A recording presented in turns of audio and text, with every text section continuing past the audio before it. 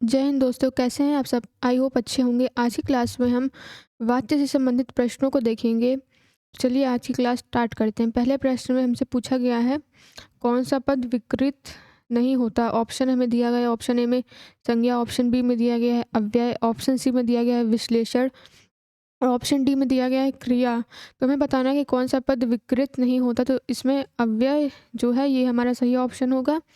चलिए अगला प्रश्न देखते हैं। अगले प्रश्न में पूछा गया है, अफसोस मैं नहीं जा सका। रेखांकित शब्द में अव्यय का प्रकार बताइए। जो ये अफसोस शब्द है हमें बताना है कि इसमें कौन सा अव्यय है। चलिए देखते हैं ऑप्शन क्या दिया हुआ है। संबोधन सूचक अव्यय, शोक सूचक अव्यय, आश्चर्य सूचक अव्यय या फिर हर्ष सूचक अव्यय। तो अफसोस मैं नहीं जा सका, इसमें शोक सूचक अव्यय है, तो इस ऑप्शन बी हमारा सही ऑप्शन होगा। चलिए अगला प्रश्न देखते हैं। अगले प्रश्न में पूछा गया है, वह लाचार है क्योंकि वह अंधा है। इस वाक्य में कौन सा अव्यय है?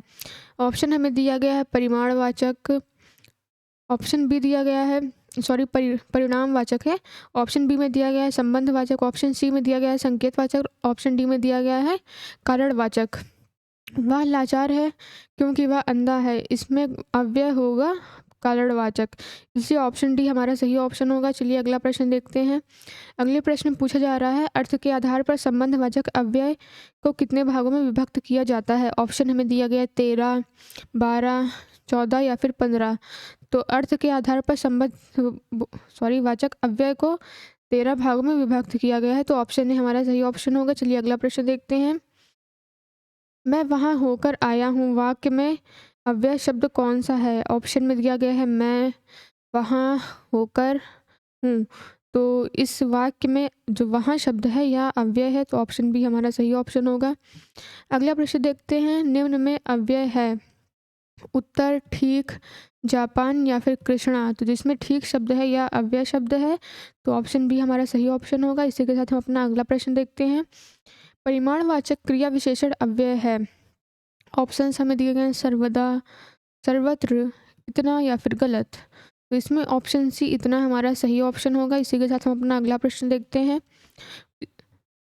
8वें प्रश्न में पूछा गया है, उसने कटोरा भर दूध पिया। वाक्य में अव्यय शब्द कौन सा है? कटोरा, दूध, भर या फिर पिया। तो इसमें ऑप्शन सी भर हमारा सही ऑप्शन होगा। चलिए अगला प्रश्न देखते हैं। सीता सखियों सहित पुष्ट वाटिका गई। वाक्य में रेखांकित अव्यय प्रयोग निम्नलिखित में से किस भेद का उदाहरण है? आई थिंक इसमें कुछ टाइपिंग मिस्टेक हुई है, क्वेश्चन हम स्किप कर देते हैं। चलिए अगला प्रश्न देखते हैं। रात भर जागना स्वास्थ्य के लिए अच्छा नहीं है। रेखांकित शब्द को पहचानिए। तो जो इसमें रेखांकित शब्द भर है इसको हमें पहचानना है कि ये क्या है। क्या यह संबंध सूचक अव्यय है, विशेषण है, भाववाचक संज्ञा है या फिर समुच्चय बोधक अव्यय? तो ये जो भर शब्द है यह संबंध सूचक अव्यय है, तो ऑप्शन है हमारा सही ऑप्शन होगा। अगले प्रश्न में पूछा गया है, उसके बिना तुम कुछ नहीं हो। वाक्य में संबंध बोधक अव्यय कौन सा है? ऑप्शन हमें दिए गए उनके, बिना, तुम या फिर कुछ। तो इसमें ऑप्शन बी बिना हमारा सही ऑप्शन होगा। अगला प्रश्न देखते हैं, कौन सा समुच्चय बोधक अव्यय नहीं है? ऑप्शन ए में दिया गया है अर्थात, ऑप्शन बी में दिया गया है एतेव, ऑप्शन सी में दिया गया है अथवा और ऑप्शन डी में दिया गया है आजन्म। तो जो आजन्म शब्द है यह समुच्चय बोधक अव्यय नहीं है। इसके साथ हम अगला प्रश्न देखते हैं। अगले प्रश्न में पूछा गया है, वह पढ़ता है लेकिन फिर बात भी बहुत करता है। व्याकरण की दृष्टि से रेखांकित शब्द को पहचानिए। तो हमें लेकिन शब्द को पहचानना है कि ये व्याकरण की दृष्टि से क्या है। क्या यह क्रिया विशेषण है, क्या यह अव्यय है, क्या यह सर्वनाम है या फिर यह संज्ञा है? तो जो लेकिन शब्द है यह अव्यय के अंतर्गत आएगा, तो ऑप्शन बी हमारा सही ऑप्शन होगा। अगले प्रश्न में हमें बताना है, निम्न में अव्यय है भारत, श्याम, आह या फिर दक्षिण। तो इसमें ऑप्शन सी हमारा सही ऑप्शन होगा। अगला प्रश्न देखते हैं, जिन अवयवों का संबंध वाक्य से नहीं वक्ता के हर्ष, शोक आदि भावों से होता है वे डैश होते हैं। ऑप्शन हमें दिया गया है विस्मयादि बोधक अव्यय, संबंध सूचक अव्यय, क्रिया विशेषण या फिर समुच्चय बोधक अव्यय। तो जिन अवयवों का संबंध वाक्य से नहीं वक्ता के हर्ष या शोक आदि भावों से होता है उसे हम विस्मयादि बोधक अव्यय कहते हैं। तो ऑप्शन ए हमारा सही ऑप्शन होगा। चलिए अगला प्रश्न देखते हैं। वह चलते चलते रुक गया। इस वाक्य में रेखांकित शब्द क्या है? जो इसमें चलते-चलते है ये रेखांकित है, तो हमें बताना है कि ये क्या है? क्या यह क्रिया अव्यय है, सर्वनाम है, क्रिया है या फिर क्रिया विशेषण है? तो ये जो चलते-चलते शब्द है, यह क्रिया विशेषण के अंतर्गत आएगा व्याकरण की दृष्टि से, तो ऑप्शन डी हमारा सही ऑप्शन होगा। अगला प्रश्न देखते हैं, प्रश्न 17। इसमें हमसे पूछा जा रहा है, जो अव्यय वाक्य में किसी शब्द के बाद लगाकर उसे विशेष बल प्रदान करते हैं, वे डैश कहलाते हैं? क्या वे अव्यय कहलाते हैं, निपात कहलाते हैं, संज्ञा कहलाते हैं या फिर शब्द कहलाते हैं? तो इसमें ऑप्शन बी निपात हमारा सही ऑप्शन होगा।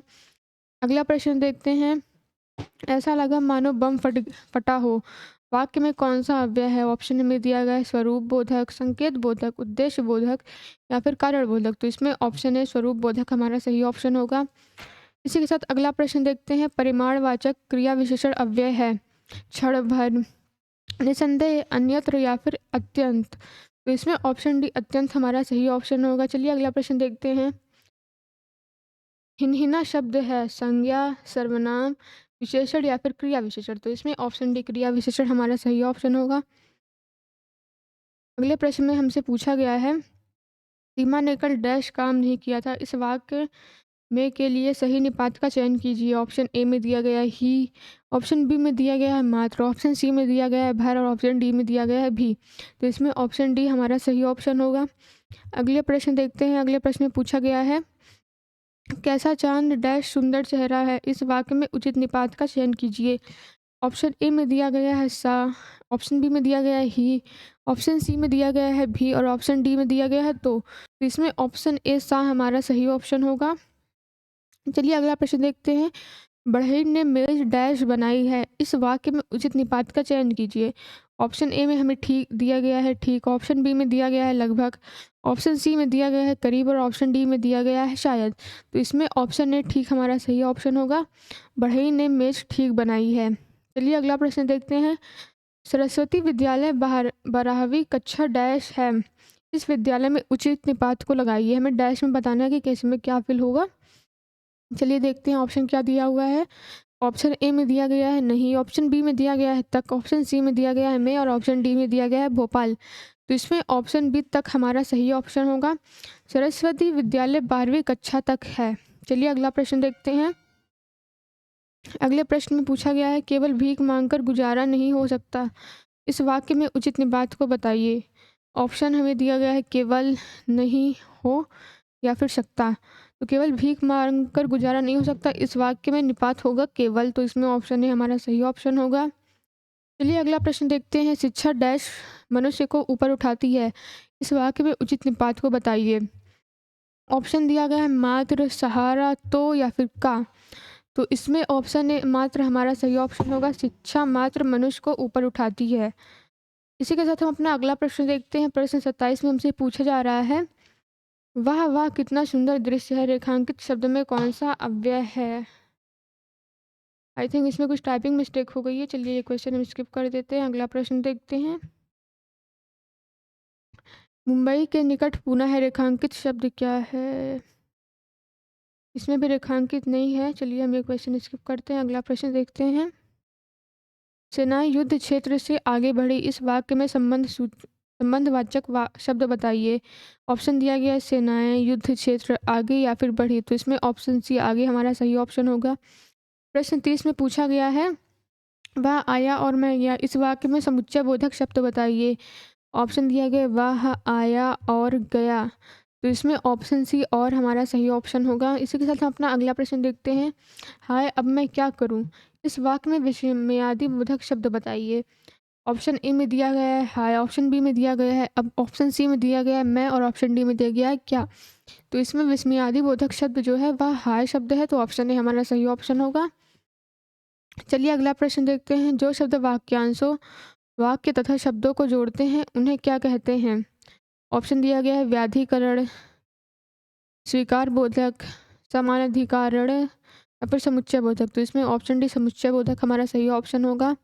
चलिए अगला प्रश्न देखते हैं, जिन शब्दों का प्रयोग वाच्य को श्रव्य, भावार्थ और बल प्रदान करने के लिए होता है लेकिन वे वाक्य के अंग नहीं होते, क्या कहलाते हैं। ऑप्शन हमें दिया गया है निर्विभिक्तिक, यौगिक, मौलिक या फिर निपात। तो इसमें ऑप्शन डी निपात हमारा सही ऑप्शन होगा। चलिए अगला प्रश्न देखते हैं, मनोभावों को प्रकट करने वाले वे अविकारी शब्द जिनका वाक्य से कोई संबंध नहीं रहता कहलाते हैं। विकल्प बोधक अव्यय, समुच्चय बोधक अव्यय, विस्मयादि बोधक अव्यय या फिर अनुबद्ध बोधक अव्यय। तो इसमें ऑप्शन सी विस्मयादि बोधक अव्यय हमारा सही ऑप्शन होगा। चलिए अगला प्रश्न देखते हैं। वह हमेशा अपने भाई के गीत गाता रहता है। इस वाक्य में डैश अव्यय पद है। ऑप्शन हमें दिया गया है वह, हमेशा या फिर अपने या फिर गीत। तो वह हमेशा अपने भाई की गीत गाता रहता है। इस वाक्य में जो हमेशा शब्द है यह अव्यय है। तो ऑप्शन बी हमारा सही ऑप्शन होगा। इसी के साथ हम अपना अगला प्रश्न देखते हैं। अगले प्रश्न में हमसे पूछा गया है कभी ना कभी में कौन सी क्रिया विशेषण है। ऑप्शन दिया गया है यौगिक, मूल, स्थानीय या फिर इनमें से कोई नहीं। तो इसमें ऑप्शन है यौगिक हमारा सही ऑप्शन होगा। अगला प्रश्न देखते हैं। निम्नलिखित में से वह वाक्य छाटिए जिसमें क्रिया विशेषण का प्रयोग किया गया है। ऑप्शन ए में दिया गया है यहाँ कैसे कैसे लोग एकत्र हुए हैं। वह काली गाय घास चर रही है। मुझसे खट्टा फल नहीं खाया जाता। तुम जी जान लगाकर पढ़ रहे हो। तो इसमें ऑप्शन डी हमारा सही ऑप्शन होगा। अगला प्रश्न देखते हैं। वे अविकारी शब्द जो दो शब्दों, वाक्यों अथवा वाक्य खंडों को जोड़ते हैं कहलाते हैं। ऑप्शन दिया गया है संबंध बोधक शब्द, विस्मयादि बोधक शब्द, क्रिया विशेषण शब्द या फिर समुच्चय बोधक शब्द। तो इसमें ऑप्शन डी हमारा सही ऑप्शन होगा। चलिए अगला प्रश्न देखते हैं। वह लाचार है क्योंकि वह बहरा है। इस वाक्य में कौन सा अव्यय है। ऑप्शन हमें दिया गया है परिमाणवाचक, संबंधवाचक, संकेतवाचक या फिर कारणवाचक। तो इसमें ऑप्शन डी कारणवाचक हमारा सही ऑप्शन होगा। चलिए अगला प्रश्न देखते हैं। निम्नलिखित में से कालवाचक अव्यय नहीं है। आगे, पीछे, पहले या फिर तक। तो इसमें ऑप्शन डी जो तक शब्द है यह कालवाचक अव्यय नहीं है। इसी के साथ हम अपना अगला प्रश्न देखते हैं। निम्नलिखित में से तुलनात्मक अव्यय नहीं है। ऑप्शन दिया गया है अपेक्षा, सामने, बनिस्बत, भर। तो इसमें ऑप्शन डी भर हमारा सही ऑप्शन होगा। आज की क्लास में इतना ही। नेक्स्ट वीडियो में हम मिलेंगे किसी नए टॉपिक के साथ। Thanks for watching.